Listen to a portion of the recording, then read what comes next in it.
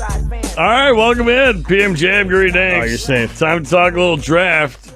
Our buddy, Voch Lombardi from YouTube and on Twitter, at Voch Lombardi on Twitter. Check him out on YouTube, does all these player analysis pre-draft, breaks them all down for you, does a great job, and really hits home. So check him out on YouTube if you haven't already. Voch, what's up, buddy? How are you?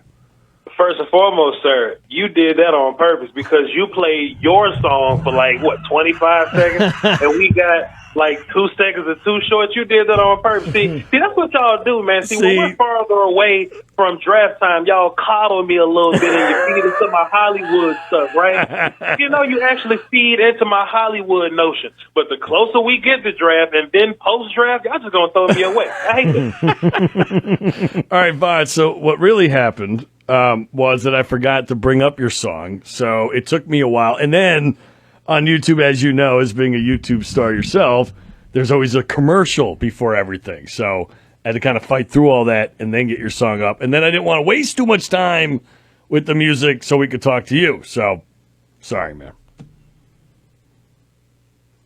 Man, come on, my guy. What's good with you, though, man? Let's get started. What's up? All right, well, we are 4 days away now. So as we get closer to this thing, Voch, I know you don't get into the mock draft kind of stuff, but if you're Cincinnati at 5 or Atlanta at 4, I think if you're drafting in that area, you have needs, and both those teams are a little bit different. Cincinnati's got a ton of needs kind of everywhere. Atlanta do too, actually, I think, if you really look at their roster. Which players do you think they should take there? I mean, if you're at 4 or 5, who are the guys that are going to make you better on day one? Well, this is where I'm phony, because I can come on here and talk all this integrity and all that good stuff, but in real life, I want Kyle Pitts on my team. So when I start talking about mock drafts and stuff, I say any scenario that doesn't have Kyle Pitts going right before 10. So when we're talking about 4th overall, I legitimately don't think that Kyle Pitts should go to Atlanta. But then there's the other side of me that says follow your board, right? You just have to be true to that. And honestly, we don't know how much longer Julio Jones has in Atlanta. We don't know if Calvin Ridley is going to get another contract. We don't know if Matt Ryan is going to be there. So in real life, the answer should be take the best player. And in my example, that's Kyle Pitts. Why? Because draft is a 5-year conversation, and Pitts will be there longer than those gentlemen. So that should be the pick. But my phony pick is to take an offensive lineman, because if you're going to try to make some push to clean things up for Matt Ryan or whatever, you should try to keep him safe. Why? Well, because Jake Matthews doesn't really excite me in that way. They got this other guy, Caleb McGarry. I remember him coming out in draft world. He's a first-round pick, but he's a first-round pick because Atlanta sucks at drafting, so he shouldn't have been a first-round pick, but he's there. So in my mind, getting a guy like Sewell or Slater comes in better than those guys they want. So you could go offensive line there. Something that'll give me a really big laugh is if they go defense at 4. I would get a good old hearty hard going if they were to just reach for a corner at 4. But in real life, take this. Now, with this Bengals thing, it's interesting because I talk to a lot of Bengals fans, and there's actually a faction that says we should go wide receiver. And that's cute. I feel you. And I kind of dig the notion that Joe Burrow was at his best when he was throwing to Jamar Chase, or the opposite, right? Jamar was best when you got Joe Burrow. So if you get Jamar Chase in your mind, if you got Joe Burrow, he should be that guy. Sure, but Cincinnati had the worst offensive line last year that I've ever seen. Bobby Hart was starting. Ew. Xavier Stewart-Filler was starting. Ew. Jonah Williams. Pardon me. Jonah Williams he was your best guy, and he just got to stay on the field. So in my mind, the right answer is for Cincinnati to draft offensive line. You see what I mean? So either one of those guys should go O-line or Kyle Pitts, but don't draft Kyle Pitts. We've talked so much about those cornerbacks, especially the kind of the top 3 in and around where they're going to go in the 10 to 15 here, Voch. But outside of those, the 3 that always kind of get mentioned, is there kind of a next group of players, or is it really just kind of even out after that for a while? Sure thing. And since this is draft week, let me just kind of bring a rumor to you. People have been hearing that the Eagles want to trade back up into the top 10. to get in front of Dallas to get their favorite corner, which is Patrick Surtain. I just find that comical.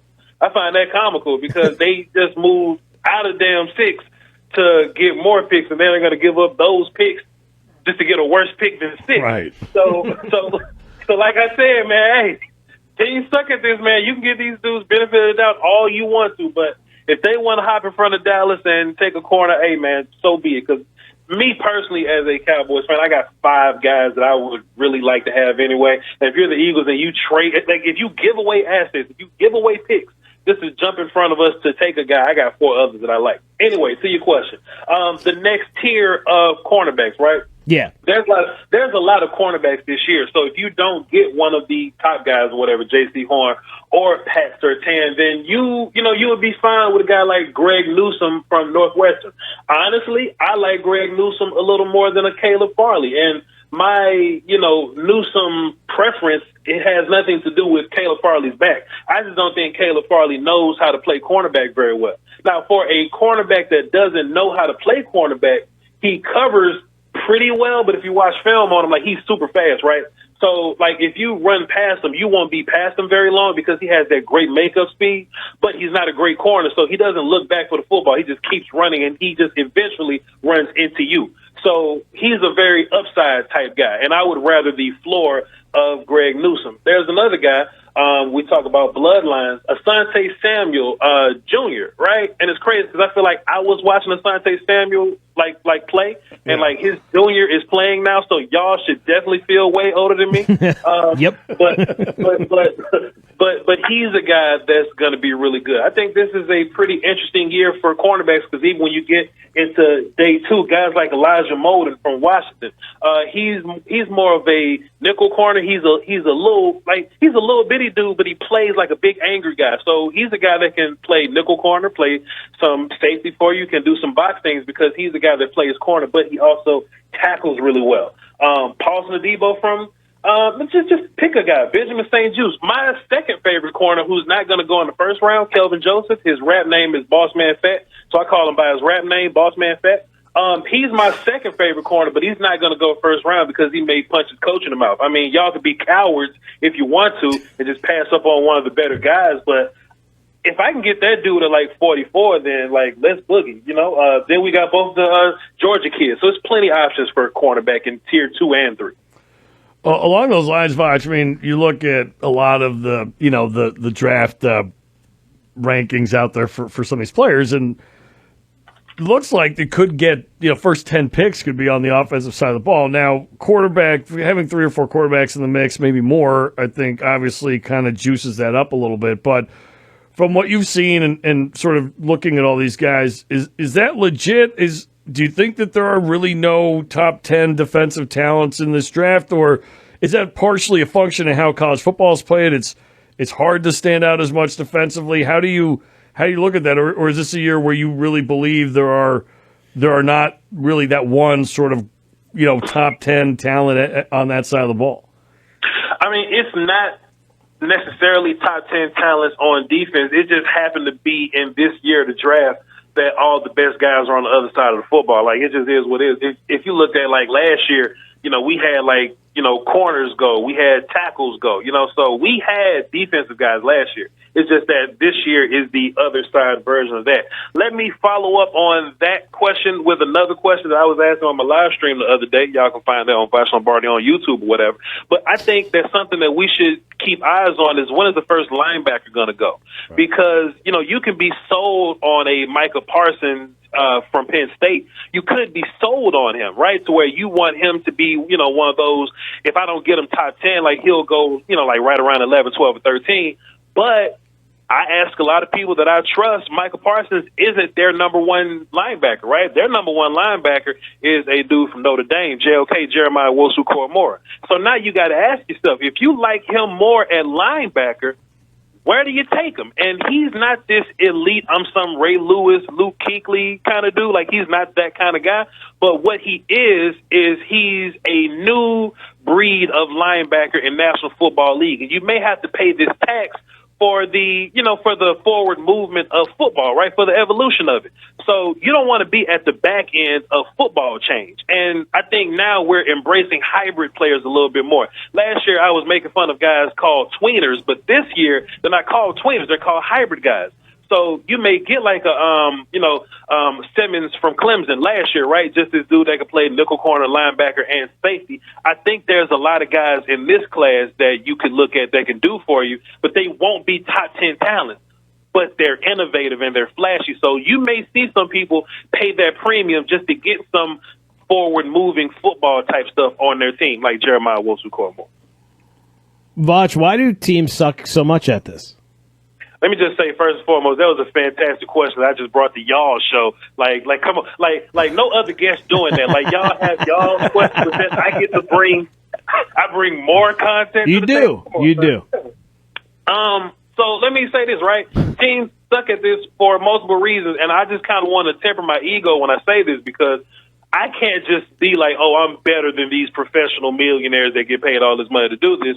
But there's evidence of me picking the right players. There's evidence of them picking the wrong players. So let's just get that out of the way first of all. But I think people are bad at this because of ego, and they're not willing to move forward, and they're not branching out to new guys, right? Like if you look at, some team, they have their scouts, and regardless of how bad they draft, they have scouts. Oh, I've been scouting in the National Football League for 20 years.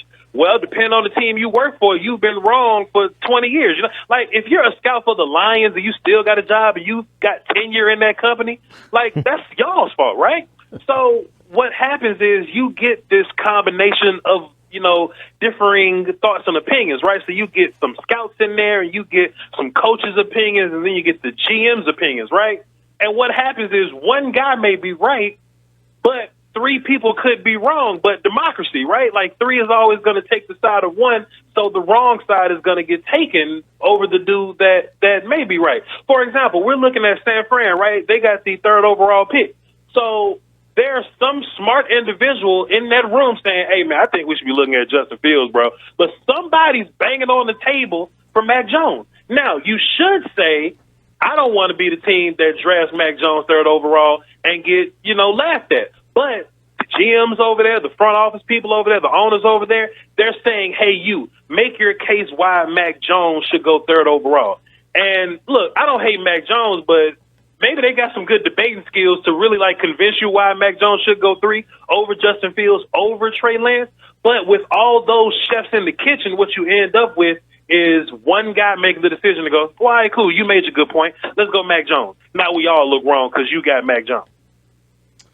Voch, we talk about receivers a lot, and clearly, and to me, it's like a luxury position. Corners we talk about a lot too, and I think that's one. I think O-line, D-line, corner, right? You kind of start there, and then you get that taken care of. Obviously, quarterback, but you get that stuff taken care of. You got a chance of being pretty good.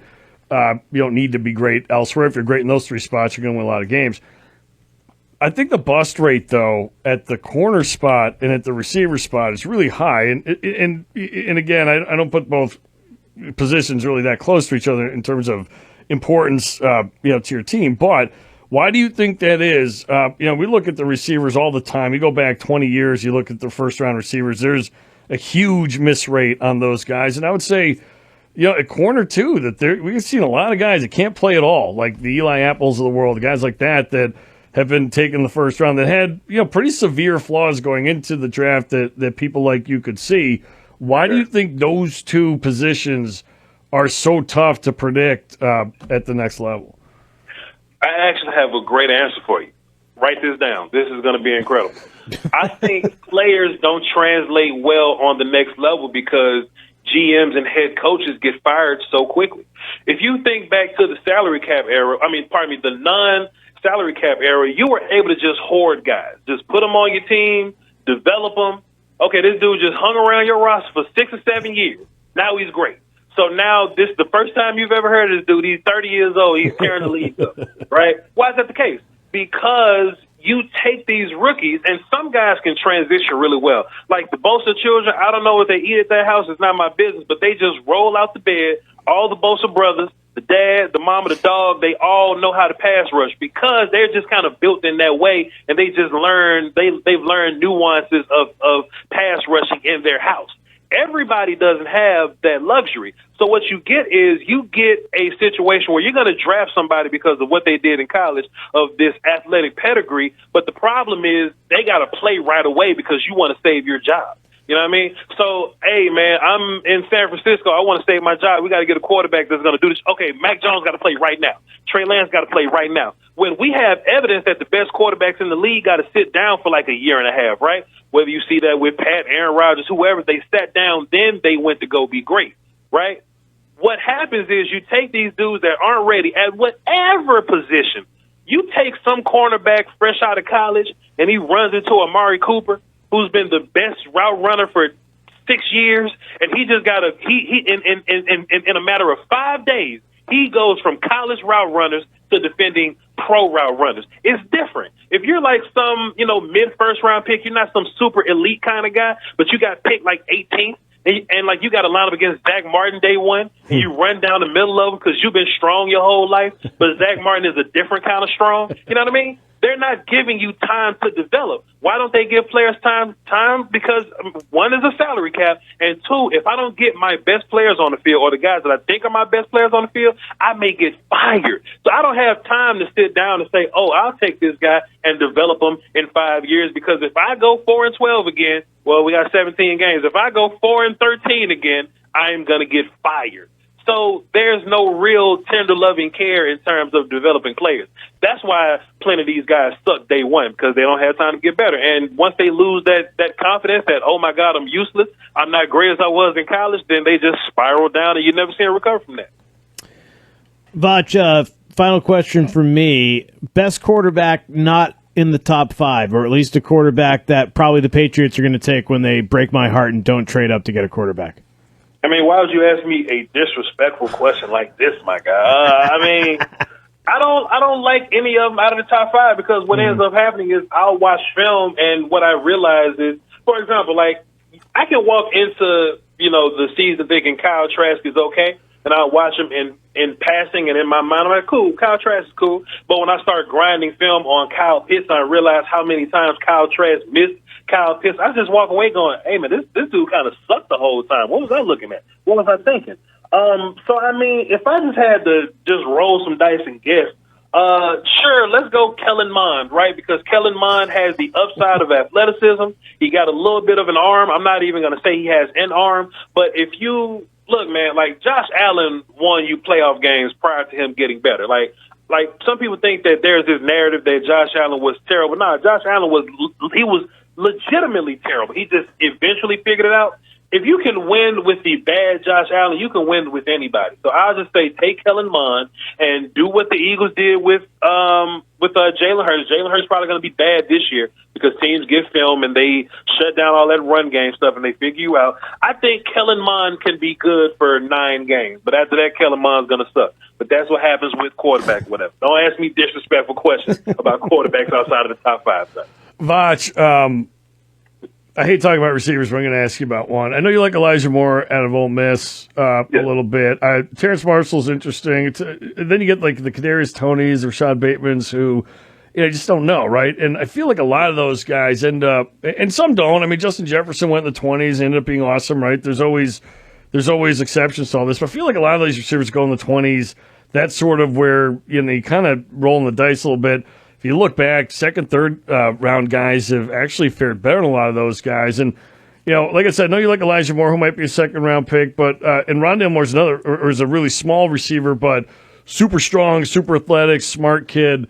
Do you like him? Do you buy into all the freakish athleticism, the 600-pound squat, the 400-pound bench, the crazy vertical, and clearly he's a smart kid?